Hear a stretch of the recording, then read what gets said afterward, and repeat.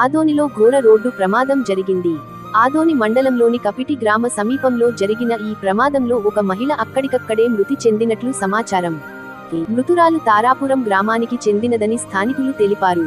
గరుసు tractor మరియు ఒక వాహనం ఒకదానికొకటి ఢీకొనడంతో తీవ్ర ప్రమాదం సంభవించినట్లు తెలుస్తోంది. ప్రమాదం జరిగిన వెంటనే స్థానికులు అక్కడికి చేరుకుని పరిస్థితిని పరిశీలించారు. మరిన్ని వివరాలు ఎదురు చూస్తున్నాము.